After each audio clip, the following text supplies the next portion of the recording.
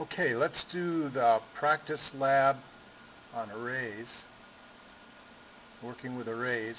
And if you'll open up Eclipse, you can type in the code as we go along. Think of an array as a pallet to hold lots of boxes.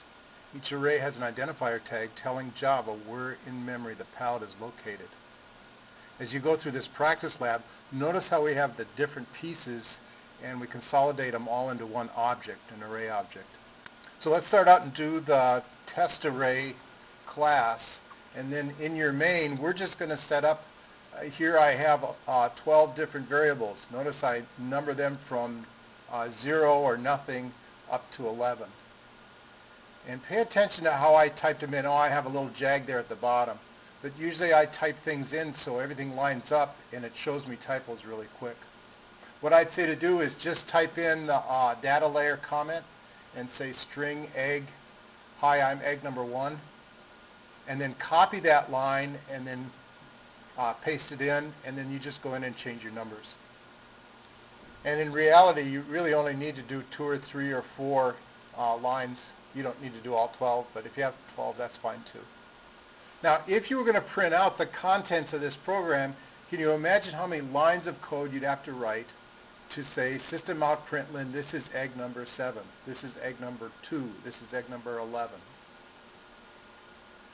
It's a lot of code. With arrays, we'll be able to do a for loop and do it with just one line of code. So the for loop will go around and we'll just have the one line of code. So even though that first one is 0, you would say your egg number 1? Yes, yes. The reason I'm doing that because the egg 0 is really the index 0, and then we think of it as egg number 1. Nobody says, oh, this is egg 0. Now, I shouldn't say nobody, because a programmer will say, I'm egg 0. But normal people, or an example of this is when you do months in Java or JavaScript, January is 0. But everybody that uses January thinks of January as month 1. So when we do messages out to the end user, then we always call 0, 1 and 1, 2 and on up like that. But that's what makes arrays confusing too, because you'll have something that's, in this case, we have our index goes from 0 to 11, but there's 12 eggs. So that kind of twists everybody's mind a little bit until they get used to it. Well, I certainly don't want you to type out, hi, this is egg number 7, this is egg number 6. So what we're going to do for all 12 eggs, so what we're going to do is we're going to create an array. And here's the short version of creating an array. You type in, we can see that these are all going to be strings because they have double quotes around them.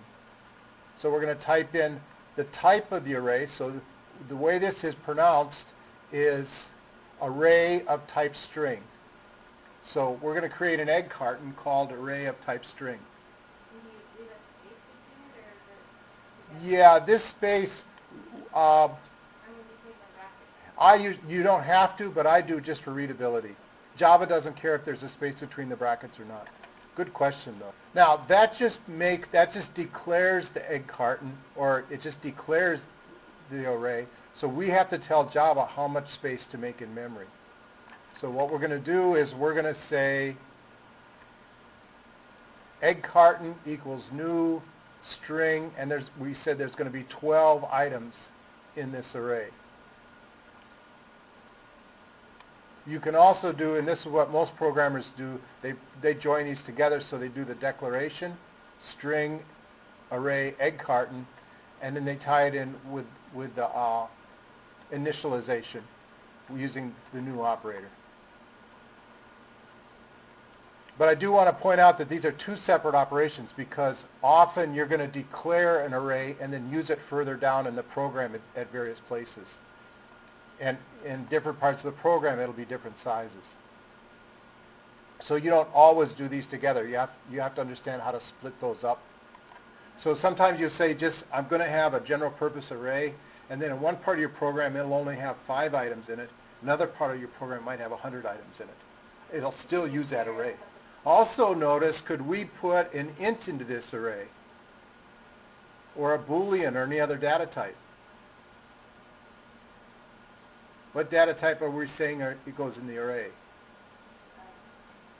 No, but the word by the square brackets. Oh, String. So what we're making this an exclusive club, and we're saying only strings can go into this array. If we needed to put an array with ints in it, then it would be int square brackets. Okay? and it all has to be the same type. Yes. Yeah. With array list and vectors, you used to be able to put in different types, so you could mix and match your objects. And recently, for security reasons, they've changed that, so you also have to typecast. So you can only put certain objects in each array list or each vector. So if you want to use something else, you have to convert it before you put it in? Yes, either convert it or you have to make another list, another array. So let's print out the contents of the array. So first I print out a little statement just so we can visually see what's happening. I say before, and then I do some divider lines, some equal lines with spaces. And then I can print out, I want to see what the array is in memory, so I say the contents of egg carton. I want to see what's inside this variable egg carton. And then I concatenate it on to the actual egg carton variable. And finally, I say print out the contents of cell number 4, or I really should call this index number 4. And then I use egg carton square bracket 4 square bracket. What prints out with egg carton?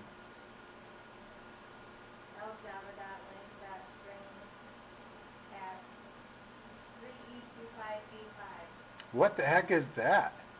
The memory address? Exactly, it's a memory address. Very good. Now, when we do the same thing with array lists and array vectors, they have a special property built in called toString, which will print out a whole list of what's inside that vector or that array list. So that's one of the nice pieces that's been added on to vector and array list. But when you print out a plain ordinary array, it's just going to print out the array address where all that data is sitting. And then when you tried to print out index number 4, it was null, right? And it says null. Is that what came out? No, yeah. Yep. So we're going to have to put something in our egg cartons. Right now we have empty egg cartons. One thing I'll point out is in Java, whenever you see square brackets, like we have the square brackets around the 4, that always signifies an array.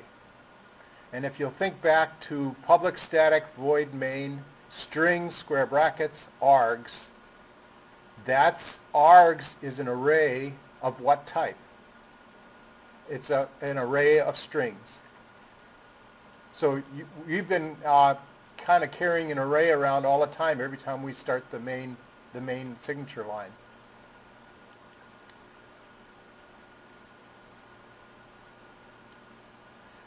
Now here's how we can one way that we can initialize our egg carton, and we're just going to say egg, and what you might want to do is just type egg and copy it and then paste it over and over and over, or maybe the equals egg, and then you can just add in the numbers. And so we're going to take each of these variables that we've already declared and we're going to stick them in the egg carton. You could also directly just type in a string in double quotes and you wouldn't have to use a variable. But most often we use variables because that's what we have floating around.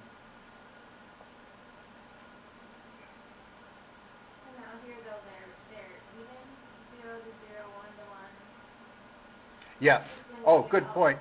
Yeah, and just for to keep things balanced, what's the word I'm trying to think of? Symmetrical. To keep things symmetrical, I'm using egg nothing into 0 and egg 1 into index 1, egg 2 and index 2. But we could mix and match these any way we wanted to. You know, we could put egg 8 in the first position, egg 11 in the second position.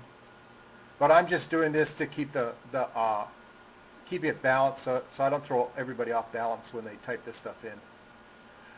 Again, you see how much quicker this would be if we just did like three items, an array with 3 or 4 items.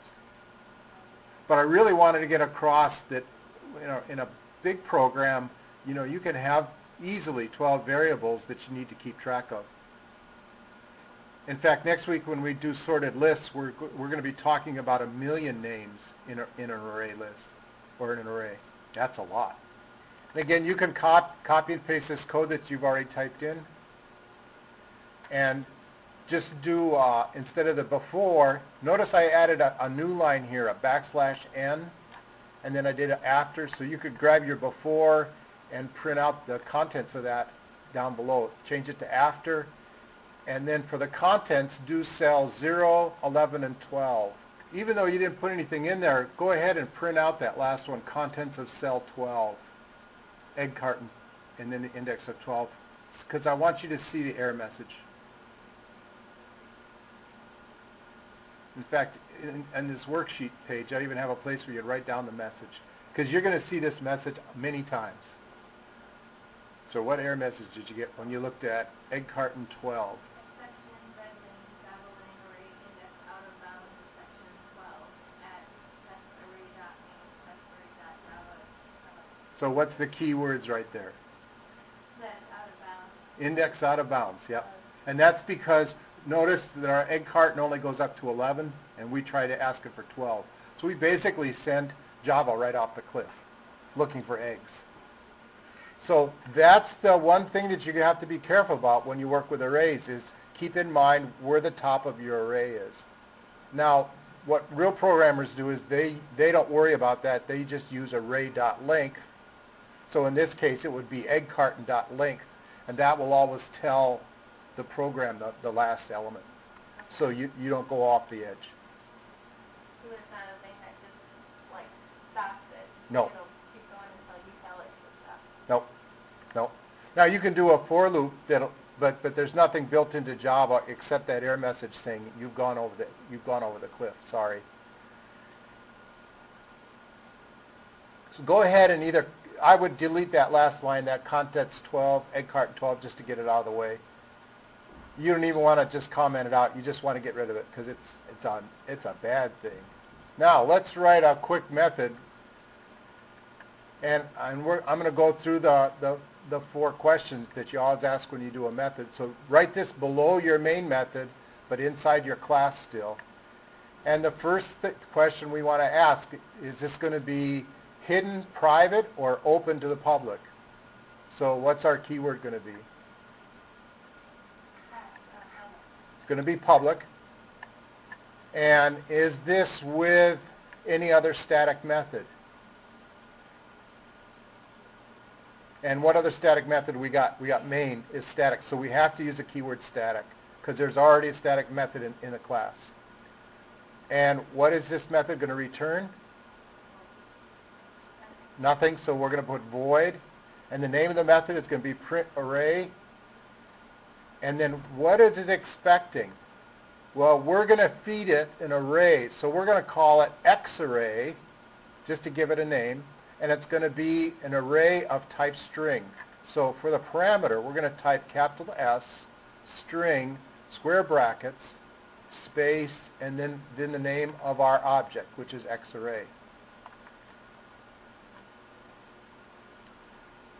And then we're going to put our for loop to work, and we're going to say for int, I'm going to use y, and we're going to start at 0.